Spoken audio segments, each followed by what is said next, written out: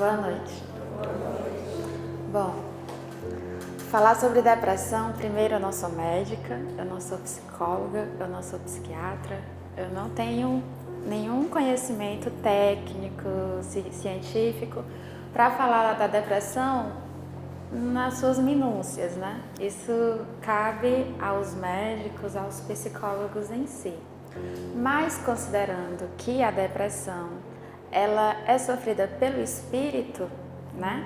Que é uma consequência de nós que estamos encarnados aqui vivendo no nosso cotidiano as dificuldades que as nossas mazelas nos proporcionam como fonte de aprendizado. Eu venho falar do ponto de vista espírita, porque quando me perguntaram qual era o tema que eu gostaria de falar, eu falei, bom, o tema que eu estou estudando agora, o livro que eu estou lendo, é um livro da série psicológica da Joana de Ângeles. E é um livro tão bom que eu pensei, bom, eu vou ler ele de novo. Então eu estou lendo ele pela segunda vez. E já assisti as palestras do Divaldo Pereira Franco sobre esse mesmo livro, estou assistindo pela segunda vez. Eu achei que era um tema muito bom para se falar, mesmo eu não tendo esse conhecimento. O próprio Divaldo disse que nas palestras que ele estava dando, ele fazia essa diferenciação. Se ele ia dar uma palestra no meio acadêmico, ele ia falar de coisas, né, que aquelas pessoas compreenderiam. Agora, se eu chegasse aqui, coisa que eu não sei, mas se um médico chegasse e falasse, desse uma aula de depressão à luz da medicina, à luz da psicologia, seria de mais difícil compreensão. Eu venho falar à luz do amor, à luz da reforma íntima, à luz do espiritismo, à luz do evangelho, à luz da reforma de conduta, à luz da vida, né, que é esse planeta em que nós vivemos, que nada mais é do que uma escola e também um hospital. É um hospital-escola onde nós nos encontramos inseridos, porque nós estamos vibrando na faixa desse planeta. Quando nós fomos criados simples e ignorantes, nós não tínhamos como sofrer depressão, porque quando nós éramos simples e ignorantes, nós não tínhamos sentimentos, nós tínhamos instintos. A partir do momento em que nós começamos a ter essa capacidade de sentir, foi que nós viemos parar nesses mundos de provas e expiações. Não existe só a Terra nessa categoria de mundo de provas e expiações, né? Embora a forma seja humana em todos os planetas, igual à Terra, nós temos vários outros planetas, com irmãos nossos criados por Deus em iguais situações, em semelhantes situações. E a partir do momento que um ser primitivo, que foi criado simples e ignorante, passa a ter a capacidade de ter sentimentos, e ele ainda não evoluiu para poder estar no mundo feliz ou no mundo celeste ou divino, é natural que ele sofra transtornos, né? Porque diz que a depressão, o autismo, enfim, não são doenças, são transtornos. A pessoa que apresenta depressão, ela não é um doente mental, ela está sofrendo um transtorno. Agora, o que eu venho dizer é que não é desmerecendo o papel dos médicos, que muito nos ajudam a vencer essa problemática através da medicação, através da psicoterapia, né? Os médicos, eles têm um papel fundamental para quem está sofrendo a depressão. O Divaldo disse que nos dias atuais, se você pegar 10 pessoas, 3 já tiveram depressão, 3 estão com depressão, 3 vão ter depressão. E a última, ela vai ter depressão porque ela não vai aguentar ser diferente dos outros, né? Então, depressão não é uma coisa de outro mundo. Todos nós aqui já tivemos momentos de tristeza, que é muito normal e é muito saudável, porque é quando a gente prova um pouco da tristeza que a gente passa a valorizar e apreciar a alegria. Porque se o mundo fosse só de alegria e felicidade constante, nós ficaríamos depressivos. Porque a gente se ressente tanto do mal costumeiro quanto do bem. As pessoas que apresentam, por exemplo, condições financeiras favoráveis, beleza, poder, fama e tudo mais, elas ficam depressivas. Aí a gente se pergunta, mas de onde é que elas tiram motivo para ficar depressivas? Elas tiram motivo de algum lugar. O que mostra que não são as coisas materiais, que não são as coisas desse mundo, que são capazes de nos tirar dessa situação de entrega. É quando a nossa vida fica naquela cor cinza. A gente diz assim, poxa, mas está tudo tão cinza, está tudo tão sem cor. E isso é ocasionado por alguma coisa, com certeza. Porque para a gente se sentir triste, a gente vai se sentir triste por alguma coisa. Nem que a gente diga que está triste porque não sabe o porquê. A gente fica triste porque perdeu o namorado, porque se divorciou, porque perdeu um ente querido, porque perdeu o emprego, porque a condição financeira piorou, porque engordou, porque envelheceu, porque está ficando velho, porque tem medo de envelhecer. Enfim, a gente fica triste porque o nosso filho não é do jeito que a gente queria. E assim, olhando sempre para fora de nós mesmos, a gente vai buscando motivos para poder cultivar a nossa própria infelicidade. Mas existe, além das terapias e das medicações, né? Como eu disse, com todo respeito pelo trabalho dos médicos, dos psicoterapeutas, existe uma forma de se vencer esses quadros depressivos através do evangelho, através da prece, através das boas ações. Porque quando você ajuda uma pessoa, quando você se torna útil, o trabalho em si é uma terapia. Imagine em favor do próximo. Bendito seja, né, aquela dor que nos aproxima de Deus. Porque a gente pode passar a vida inteira sendo as pessoas mais felizes do mundo aqui para esse mundo. E aí, como dizia Chico Xavier, né, como disse, porque ele não morreu, ele só partiu para outra dimensão, o maior dilema do espírito quando ele chega lá do outro lado é o tempo que ele perdeu.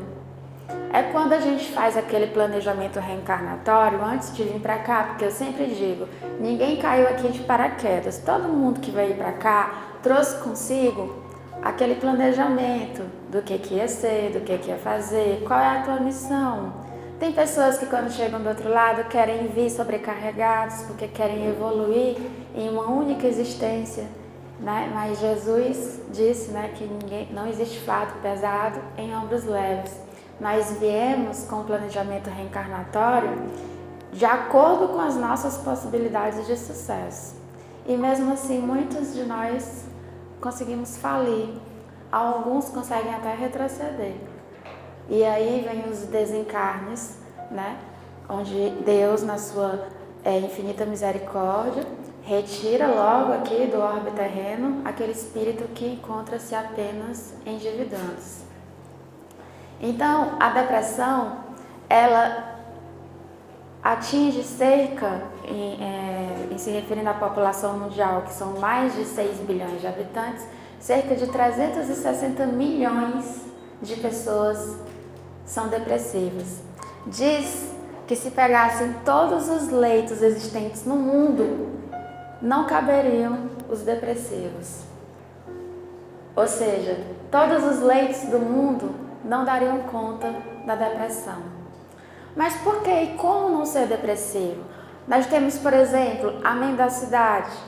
Quantos de nós somos depressivos mascarados? Ou seja, quando a gente está fora de casa, a gente passa a ideia para todo mundo de que nós somos as pessoas mais felizes do mundo. Todo mundo quer chegar nos lugares e dar a entender que tem uma vida perfeita. Então, isso acontece muito nas redes sociais. Quantas pessoas postam no Facebook, eu estou muito feliz, e depois deita na cama e começa a chorar? Ou seja, é uma depressão disfarçada. A pessoa, na verdade, ela não está feliz, mas ela cria para aquelas outras pessoas, para a sociedade em si, uma imagem de felicidade, né? Porque o importante para ela não é o que ela sente, o importante é o que ela passa para os outros. E o que é isso, se não a vaidade, se não o orgulho, que são as nossas mazelas morais, que nós estamos aqui justamente para trabalhá-las. E uma vez nos livrando delas, como é que a nossa depressão vai ser sustentada? Se nós temos depressão, é porque dentro de nós há campo, espaço, motivo para que ela exista. Porque se nós substituirmos todas essas nossas mazelas morais, como o rancor, a inveja, o ciúme, o orgulho, a vaidade, a mentira, se a gente substituir aos poucos, fizer essa reforma íntima, essa reforma moral, e substituindo pela caridade, pela humildade, pelo perdão, pela solidariedade, amor ao próximo, a Deus, a si mesmo, vai chegar um ponto em que nós não vamos ter mais campo dentro de nós mesmos para sermos depressivos. Quem já não fez uma tarefa de auxílio ao próximo e se sentiu super bem? Parece que na hora que você faz bem para outra pessoa, você sente uma paz tão grande que até você esquece da tristeza. Tanto é que existe aquela frase que diz: quando você enxugar a lágrima do seu próximo, você não vê a sua cair. Ou seja, é um caminho para a cura da depressão. A medicação ajuda, mas se não houver uma transformação no pensamento, nos sentimentos da pessoa, ela vai passar a vida inteira tomando remédios. Ela vai se viciar em remédios. E aí, a vida inteira, ela vai lamentar e sofrer pelos mais variados motivos. Porque para uma pessoa depressiva, em si, ela não precisa só de um motivo para entrar em depressão. Quando ela se liberta de um motivo, ela arruma outro. É uma lamentação constante. Quem não acha campo para ser útil ao próximo, para si mesmo, para a sociedade, para fazer o bem, acha campo para encontrar dentro de si motivos de inquietação, motivos de ingratidão, motivos de não estar satisfeito consigo mesmo. E aí é mais fácil a gente passar uma imagem do que nós não somos para os outros, do que nós olharmos para dentro de nós mesmos. Né? Aquela famosa frase, conhece-te a ti mesmo. E como isso é difícil. Às vezes, quando eu olho para dentro de mim mesmo, eu paro de olhar, porque senão eu vou enlouquecer. Porque, é assim, parece um labirinto. Porque a gente não se conhece. A gente pensa que conhece o nosso próximo e não se conhece. Aí vem aquela história, não, mas quem está de fora enxerga melhor. Mas olha que é melhor enxergar dentro da gente do que enxergar fora. Quando a gente for enxergar fora de nós, vamos procurar enxergar para fazer o bem, para avaliar o que o nosso irmão está precisando e no que a gente pode ser útil. Não vamos olhar para julgar, porque como disse Jesus, aquele que não tiver pecados, que atire a primeira pedra.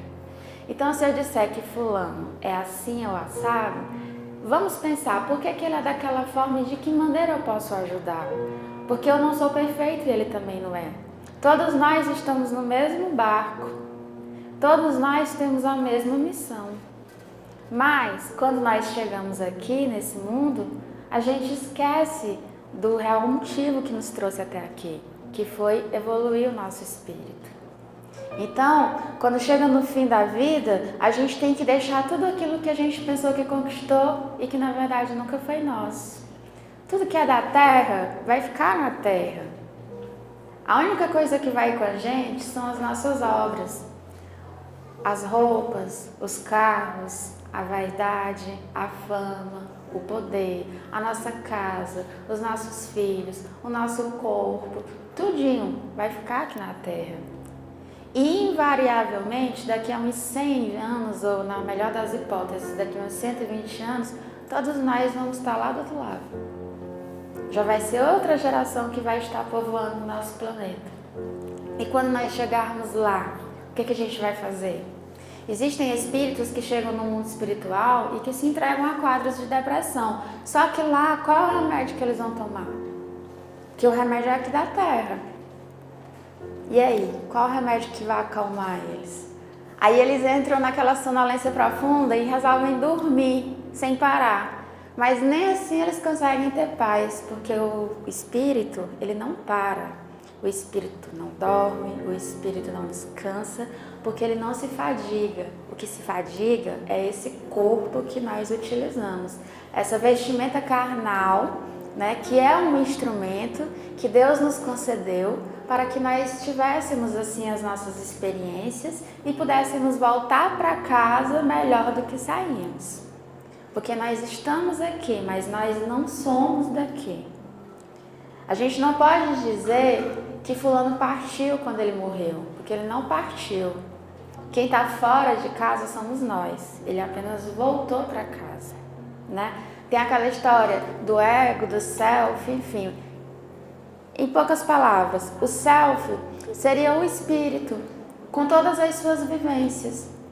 Veja só, o espírito é sempre o mesmo e ele assume várias personalidades, como o ator de uma novela assume vários personagens.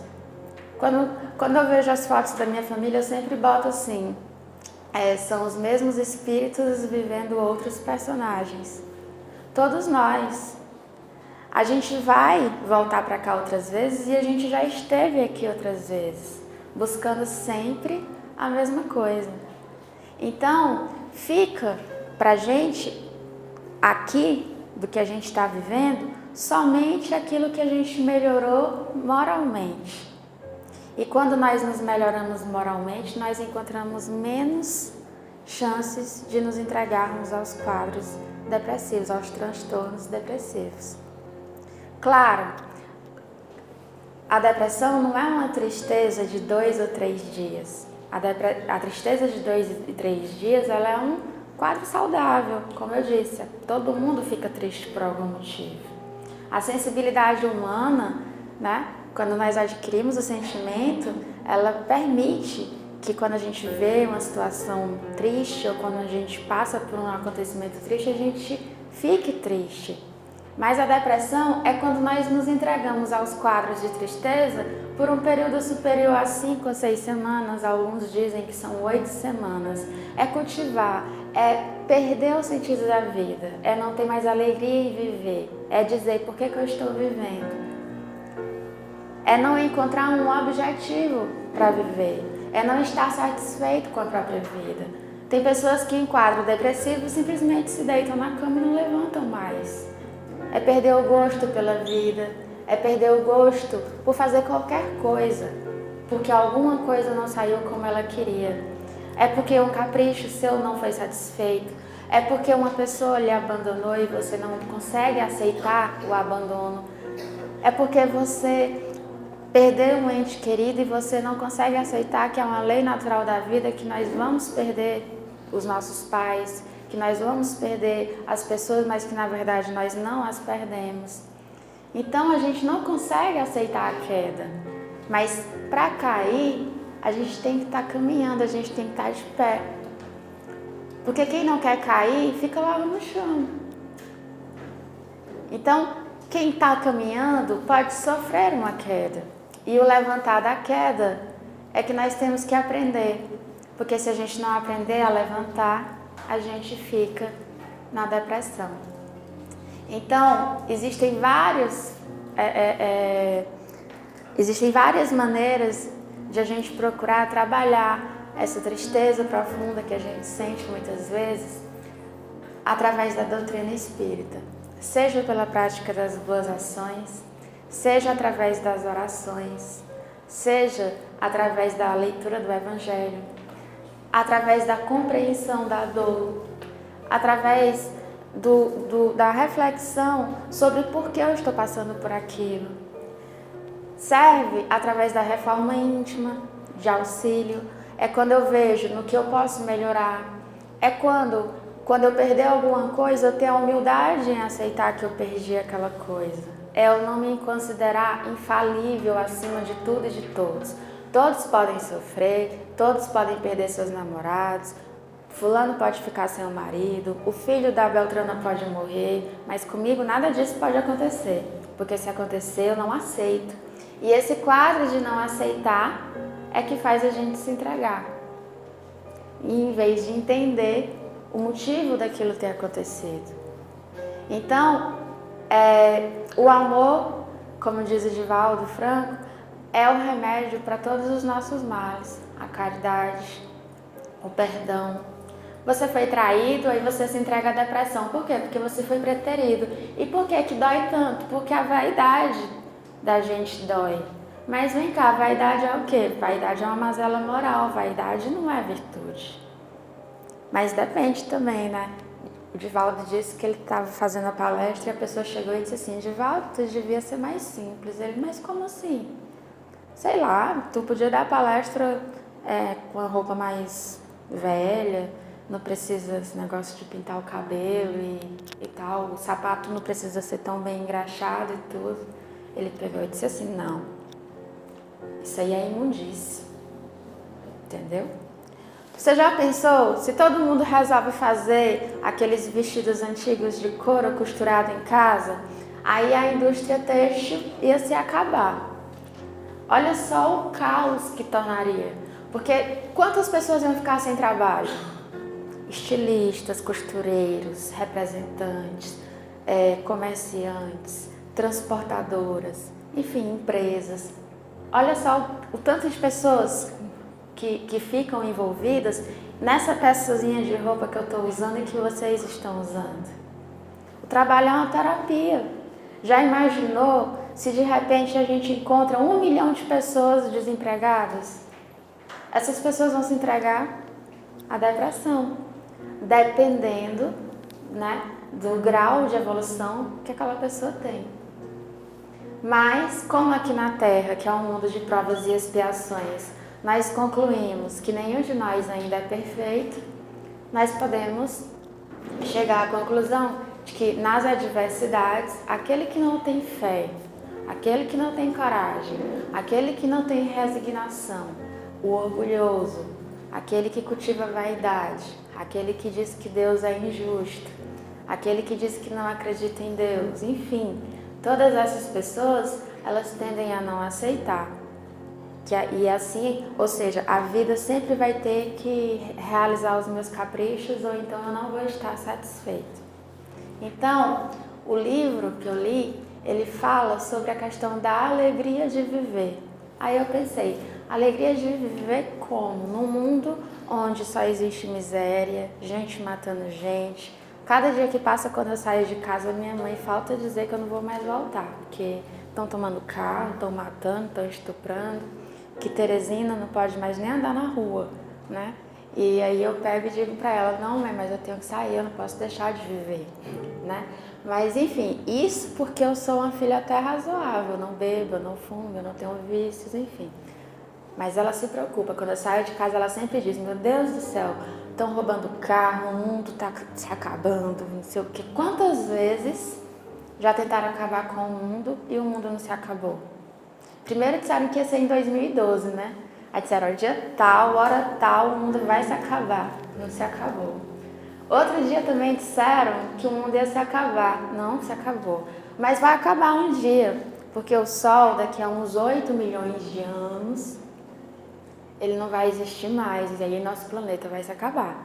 Mas é o nosso planeta. Ele vai ter cumprido a missão dele, que foi a de nos hospedar. E nós estamos aqui hospedados, não é à toa. Um dia esse planeta vai deixar de existir, mas ele vai ter cumprido a sua finalidade. Assim como nós espíritos. Pode ser que daqui a 8 milhões de anos, alguns não tenham querido evoluir, que eu acho bem difícil. Porque existe uma chamada lei do progresso. Se você quiser estacionar e não evoluir, você não consegue. Porque quanto mais você birra com as leis de Deus, com a lei do progresso, mais difícil as coisas ficam. E não é porque Deus é autoritário, não é porque Deus mede forças conosco, é porque Deus quer que nós sejamos felizes. E Ele sabe que se nós nos entregarmos à ociosidade, à rebeldia, à lamentação, à depressão, à tristeza, não aceitação e outros inúmeros fatores, Ele sabe que nós nunca seremos felizes. Se nós passarmos a vida inteira sendo felizes nesse mundo, nós estaremos apenas nos iludindo, porque quando nós chegarmos do outro lado, nós vamos descobrir que nós não éramos felizes e nós vamos sofrer, Vamos sofrer do lado de lá, porque a gente vai dizer, o que eu estava vivendo? Eu quero minhas coisas de volta. A gente tem as reuniões mediúnicas nos centros espíritas e os espíritos chegam e dizem assim, a minha casa, eles estão vendendo a minha casa, estão vendendo as minhas joias, venderam o meu carro. E aí a gente chega e diz, mas vem cá, você não faz mais parte desse mundo. O seu carro, a sua casa, elas não lhe pertencem mais. Mas eu não admito. E eles ficam lá, dentro da casa, dentro do carro, com as joias.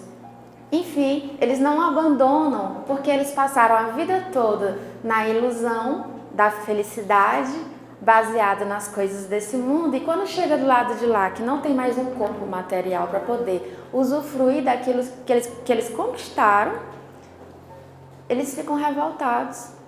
E essas revoltas podem durar décadas, podem durar vários anos, até que o espírito se certifique de que aquela postura, aquele posicionamento não vai mudar as coisas.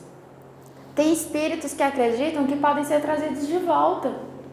Eu quero voltar, me botem de volta no meu corpo. Jesus não ressuscitou fulano?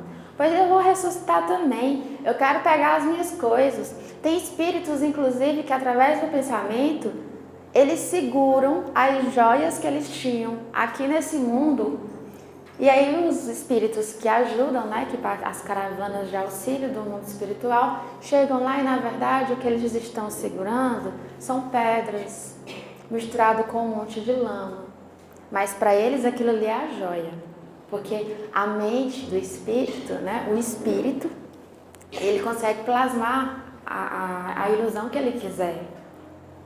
Então, a proposta, né, no caso de falar sobre depressão, é reconhecer que dentro, né, da nossa cabeça, nós temos neurônios, nós temos o que os médicos sabem, mas para mim o cérebro, a nossa cabeça, é só uma ligação com o nosso espírito. Ou seja, o cérebro, ele decodifica o que o nosso espírito sente, o que o nosso espírito quer. Quando nós encontramos pessoas que nós vivemos com ela em outras vidas, a gente reconhece, e tanto para o bem quanto para o mal. Às vezes você passa perto de uma pessoa e bastou cruzar o olhar, você reconhece uma pessoa que você amou muito. E também às vezes você passa por uma pessoa e só de passar por ela você antipatiza, você não gosta daquela pessoa, sem explicação. Mas a verdade é porque, olhando para mim, hoje eu estou com um vestido azul, branco com azul. Se amanhã eu vier de vestido preto, vai ser eu ainda? Claro. E se depois, na outra semana, eu vier com um vestido amarelo? Continua sendo eu. Então, todos nós, todas as vezes que a gente voltar aqui para o planeta Terra, a gente vai vestir um vestido diferente, mas não vai deixar de ser a gente. E os outros também vão vestir outras roupas e eles não vão deixar de ser eles. E nós não vamos deixar de reconhecê-los. Então, o desapego das coisas materiais é uma forma de se livrar da depressão quando o motivo da depressão é a falta de coisas materiais. Quando o motivo da depressão é porque eu não tenho um carro, como eu queria ter um carro, é porque eu tenho que andar de ônibus, eu queria ter dinheiro para viajar, fulano postou no Facebook foto dele lá não sei aonde, nossa, como eu queria, eu não posso ter isso, como Deus é injusto. Tem gente que vem só para ser feliz, tem gente que vem só para viver as maravilhas da vida e eu aqui tendo que trabalhar todos os dias, 2 empregos, ainda estudo e tal, e lamuriando e lamentando a vida. Ou seja, se a pessoa procurasse trabalhar a raiz da questão, que seria o materialismo, e aprendesse a viver, né, com aquilo que Deus proporcionou, com aquilo que ela mesmo planejou para poder vir para cá, ela não ia sofrer esse transtorno. Por quê? Porque quando nós viemos para cá, que dizem pra gente que a gente vai ser rico, ninguém quer vir rico. Mas também quando chega aqui rico, ninguém quer ficar pobre. Então se eu chego e moro numa casinha simples, Se eu chego e moro numa casinha simples, se eu estiver com as pessoas que eu amo, é muito melhor do que estar num palácio sem as pessoas que eu amo. Quantas vezes eu já andei pelas ruas e pensei assim, poxa vida, essa casinha tem uma varanda e ela é tão simples. Se eu estiver dentro dessa casa com as pessoas que eu amo, eu vou estar feliz. Porque não são os palácios, a grandeza das coisas materiais que vão nos fazer felizes. Então, se o motivo da nossa tristeza é porque a gente não tem uma bolsa de marca, é porque a gente não tem um carro do ano, é porque a gente não pode fazer viagens, é porque a gente fica se comparando com o outro, que tem uma vida melhor do que a nossa, a gente tem que pensar duas coisas. Que todos nós que estamos aqui nesse momento, não só aqui, mas em todo o planeta Terra, nós temos a nosso dispor tudo o que nós precisamos para poder cumprir a nossa missão aqui na Terra. Não nos falta absolutamente nada. Se eu disser para vocês que falta alguma coisa, eu estaria admitindo que Deus erra, e Deus não erra. Se eu dissesse que falta alguma coisa para alguém, eu estaria dizendo que Deus é injusto, mas Deus não é injusto. Aí você chega e diz, mas então por que um tem mais e outro tem menos? Por que será? Porque existe uma lei de causa e efeito, uma lei de justiça, a que todos nós estamos sujeitos. Se numa vida passada você tiver, por exemplo, usado os recursos materiais abastados para volúpia, para luxúria, para satisfação da sua vaidade, sem pensar no seu próximo, e a riqueza tiver sido seu motivo de queda, claro que na outra existência a tendência é que você venha com os recursos materiais limitados. E isso é generosidade e misericórdia divina, não é punição. Tudo que nós fizermos ao nosso próximo volta pra gente. Aí a gente sempre pensa assim, não, deixa estar, fulano fez isso, mas um dia ele tem um dele. Gente, quando ele fizer uma coisa boa, ele também vai ter o bem de volta. Então tudo que você faz de bem, volta de bem. E o que você faz de mal, volta de mal. Não é só o mal que volta, não. O bem também volta. E, inclusive, o bem cobre o mal. O amor cobre a multidão de pecados. Nós não temos a obrigação de sofrer para poder compensar os erros que nós cometemos. Por muito amar, teus pecados estão perdoados. Foi o que Jesus disse para Maria de Magdala, né? Que ela queria ser tão perdoada, e numa única vida ela conseguiu evoluir tanto, né? Que na sua desencarnação, o próprio Jesus Cristo veio recebê-la. Ela que era uma meretriz.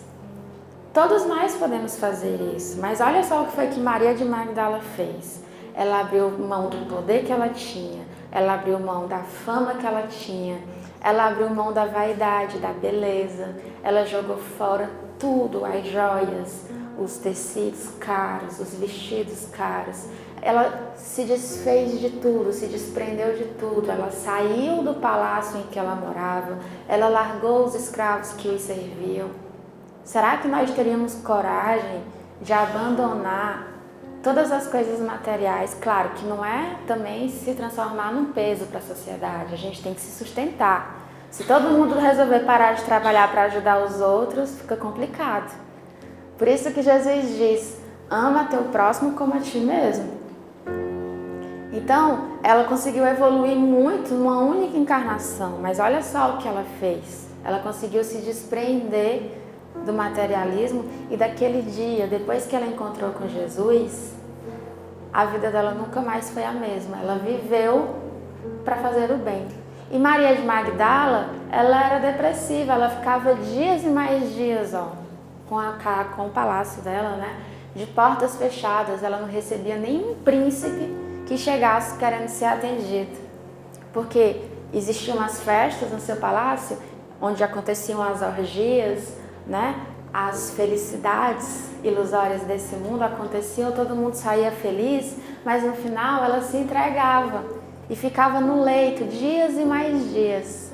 dizendo naquela época as pessoas dominadas pelos 7 demônios, né? Que ela tinha 7 demônios. Na verdade, ela se entregava a esses quadros depressivos e aí um dia ela saía, fazia outra festa e voltava para o quadro depressivo depois. O que aconteceu? Ela encontrou com Jesus. Depois que ela encontrou com Jesus, acabou a depressão dela. Ninguém ouviu falar mais que ela tenha ficado depressiva. Pelo contrário, onde Jesus estava, ela estava atrás, procurando ajudar, limpar as feridas de alguém, arrumar comida para um faminto, tentando ser útil ao próximo. Ela acabou a vida dela nos últimos 20 anos cuidando de leprosos, até que depois de 20 anos a lepra chegou até ela. E ela pegou e, como um espírito que já havia se elucidado bastante, ela disse: Senhor, obrigada por me dar a oportunidade de pagar na carne os pecados que eu cometi com a carne. Ou seja, ela usou a beleza para destruir famílias, para fazer festas, para corromper pessoas, para ter poder, fama, dinheiro, tudo que o dinheiro podia comprar. E ela ia pagar na mesma existência, olha que felicidade, os pecados que ela tinha cometido naquela existência e com aquele mesmo corpo. E ela carregou sua cruz também até o fim. E no final de sua vida teve como recompensa ter sido recebida por Jesus. Bom, se o motivo da nossa depressão, da nossa tristeza for a perda de uma pessoa, de um relacionamento afetivo, bom, é uma coisa bem difícil a gente perder alguém, porque mexe muito com o nosso brilho pessoal, com o nosso ego. Lidar com a rejeição é o mesmo que a gente pegar e tirar um atestado de incompetência. É você dizer: eu não sou bom, fulano me deixou, não sou bom o suficiente. É questionar o nosso valor. Se alguém nos abandonar, muitos se comprazem. Eu vou conseguir reconquistar ele de volta e vou abandonar depois, ou seja, a vingança. Ou então alguém não consegue aceitar aquele sentimento de rejeição e se entrega à depressão. Por quê? Porque o capricho dele não foi satisfeito, porque ele não admite perder. Como é que a gente faz para superar isso? Vamos ter humildade. Um dia a gente ganha, no outro a gente perde, no final a gente aprende. Então, se a gente sofrer porque alguém nos abandonou, vamos dizer assim: poxa, ele é eterno, ele é um espírito eterno e eu também sou. Tem uma forma infalível de você se manter ligado àquela pessoa, mesmo à distância. Reze por ela todos os dias. Você vai estabelecer com aquela pessoa um vínculo de amor, e não um vínculo de ódio, de mágoa, de ressentimento, de rancor. Porque o ódio, a mágoa, o ressentimento, o rancor alimentam também os quadros, os transtornos depressivos. Porque se você está triste porque alguém lhe abandonou, é porque você não admite ser abandonado.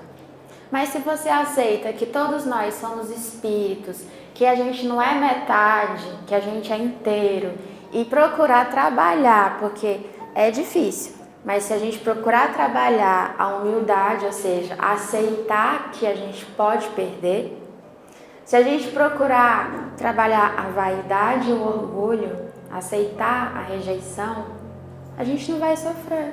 A gente vai compreender a dor, né? E vai entender: poxa, eu também já deixei alguém. Quantas pessoas aqui já deixaram e foram deixadas?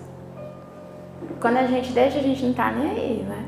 Mas quando a gente é deixado, a gente entende. A dor, é muito difícil a gente falar da dor dos outros. Porque só quem sente a dor é que pode falar dela. Por mais que eu tente sentir a dor de uma mãe que perdeu um filho, vai ser complicado, porque eu não tenho filhos e eu nunca perdi um. Entendeu? Mas existe algo que eu posso fazer. Eu posso não entender a dor do meu irmão, mas eu posso procurar uma forma de ser útil para amenizar a dor que meu irmão está sentindo. E assim eu também me liberto. Como diz Joana de Ângeles, só é solitário quem não é solidário.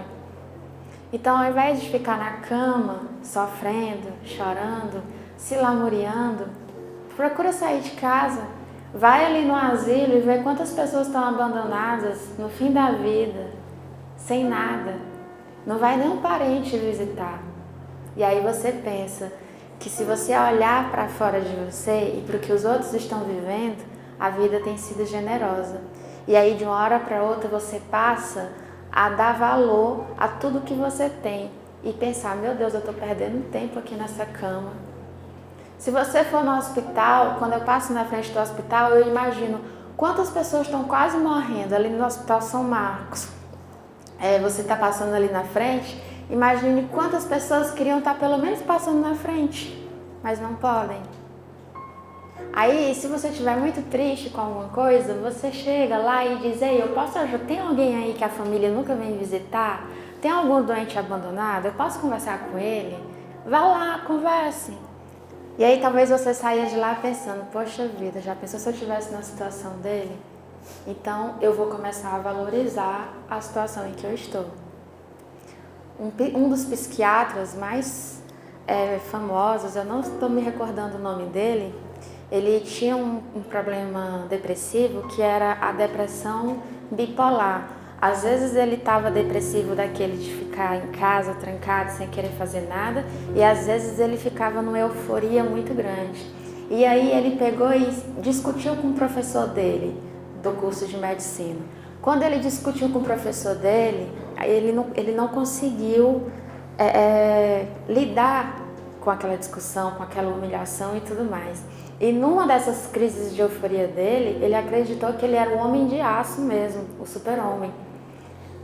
Para você ver até que ponto a depressão pode chegar, porque tem vários níveis de depressão. Tem depressão bipolar, enfim, tem várias classificações, que não é o meu intento. Mas enfim, achando que era o super-homem, ele foi lá para a estação de trem e ficou esperando chegar um trem, passar o trem. Quando o trem passou, ele quis parar o trem com a mão. Quer dizer, ele acreditava realmente que ele era o super-homem. Ele queria mostrar para o professor dele e para a universidade inteira que ele era o homem de aço, que ele era uma pessoa com poderes sobrenaturais e que todo mundo estava enganado a respeito dele. Ele acabou na cadeira de rodas, com os ossos quebrados, mas graças a Deus não fraturou nada na cabeça. E aí se entregou aos quadros depressivos, andava com enfermeiros, até que ele encontrou com o Divaldo o ajudou e ele trocou de universidade, conseguiu se formar, escolheu a psiquiatria e é um dos melhores psiquiatras. Quer dizer, ele transformou um problema que ele tinha, ele se curou daquele problema, vencendo, procurando uma forma de se autossuperar. A importância do auto-amor é você, como diz o Divaldo, se poupar. Se você sabe que uma coisa não vai lhe fazer bem, auto-amar-se é poupar-se. E se você se poupar, você vai evitar que você venha a entrar em crises depressivas. Quando você procura fazer o bem, você vai estar entrando em contato com energias mais sutis, que vão lhe proporcionar um bem-estar muito maior e vai fazer com que você esteja assim numa vibe, né, como a gente diz hoje, onde a depressão não vai ter lugar. Se você procurar pensar na dor que você sente e raciocinar a dor que você sente, porque não existe dor. Agora, pera lá, tem o bem e o mal sofrer. Porque a dor é abençoada? Porque ela nos ajuda a resgatar os erros que nós cometemos. Mas tem o bem e o mal sofrer. Tem pessoas que sofrem desnecessariamente e somos muitos de nós. Às vezes eu penso que eu estou sofrendo, mas aquilo dali não é mais dor. Aquilo dali não é mais uma dor evolução. Aquilo dali é só um capricho meu. Quantas vezes eu fiquei na cama achando que era a pessoa mais infeliz do mundo e na verdade aquela dor não estava me servindo nem para evoluir. Porque ali nada mais era do que vaidade ferida, capricho, enfim.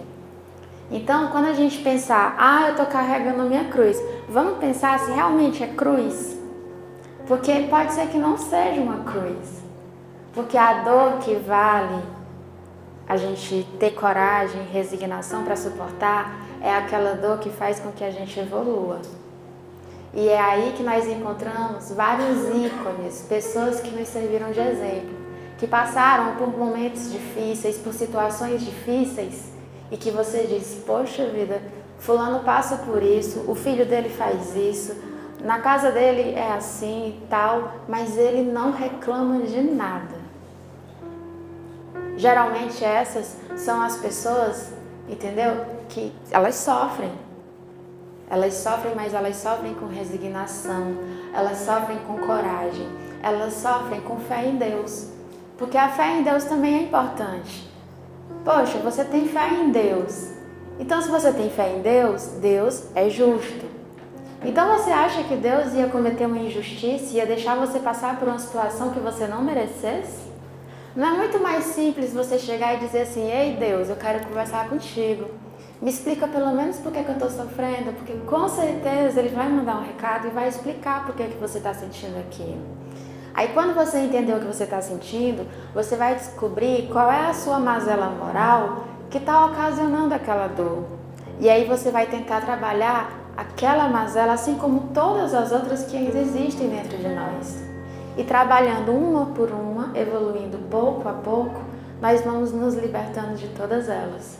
E ao nos libertarmos de todas elas, nós não vamos mais nem encontrar sentido em viver aqui na Terra, a não ser que seja para ajudar a todos aqueles que sofrem, em nome de Jesus, seguindo os passos de Jesus, falando de Jesus, porque o sentido da vida material, dos caprichos, o sentido da vaidade, do orgulho, o sentido das coisas, perde.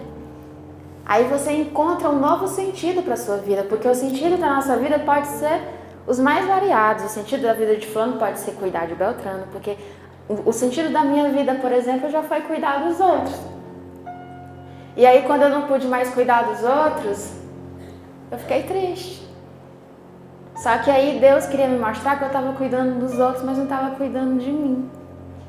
E aí, se Ele não interferisse, eu ia passar a minha vida inteira ajudando os outros, e eu não estava nem ajudando os outros, eu estava prejudicando os outros.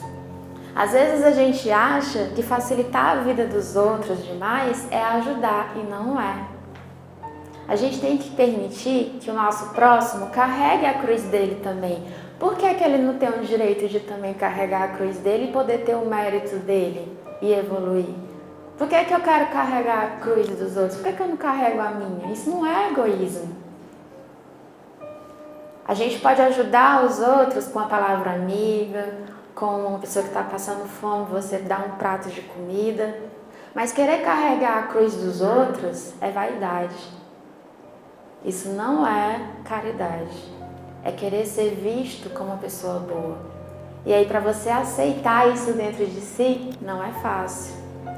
Então, todos os problemas que nós temos e que nos deixam tristes, sejam eles de que natureza for, seja porque a gente não tem o que a gente queria ter, seja porque a gente não mora onde queria morar, seja por qual motivo for, vamos todos nós pensar da seguinte forma, hoje, os que puderem e quiserem, claro, vamos pensar, pode ser que tenha alguém aqui que esteja muito feliz, aí nem precisa, né? Porque tá tão feliz.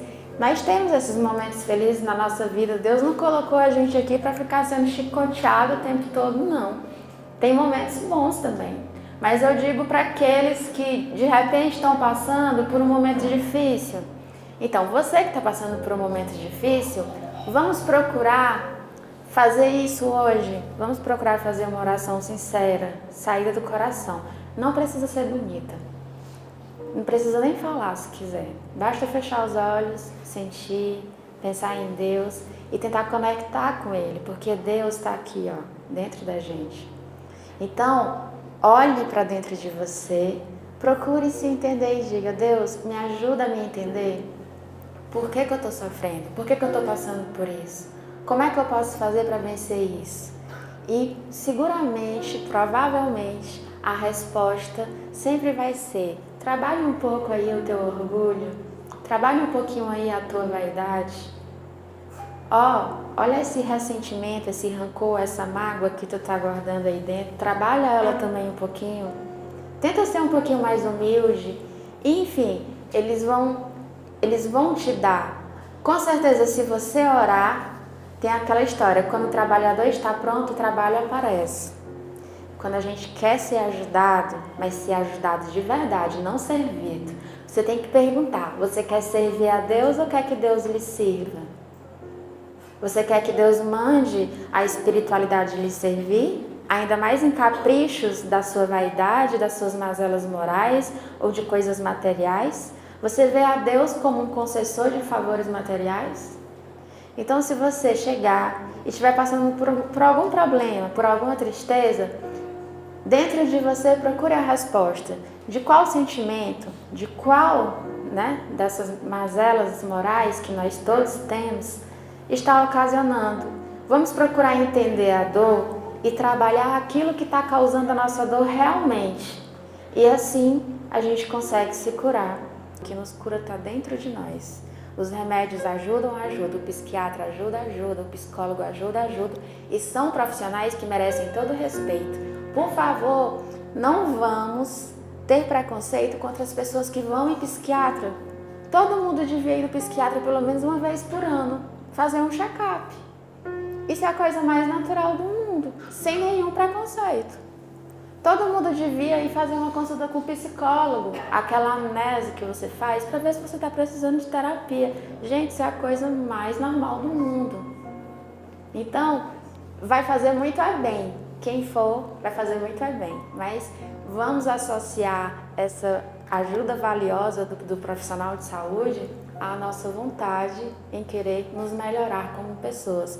Porque só assim é que nós vamos conseguir resolver os nossos problemas, que nós vamos conseguir evoluir e que nós vamos nos tornar herdeiros de mundos melhores, onde não existe tanta dor e tanto sofrimento. Se nós estamos aqui nesse mundo vivendo, sofrendo, é porque nós estamos aprendendo. Se nós tivéssemos que estar em mundos melhores, nós estaríamos. Se nós estamos aqui, nós estamos no lugar certo, com as pessoas certas, vivendo as situações certas e nunca vamos nos esquecer que nós temos à nossa disposição tudo aquilo que nós precisamos para poder ser minimamente feliz, tá?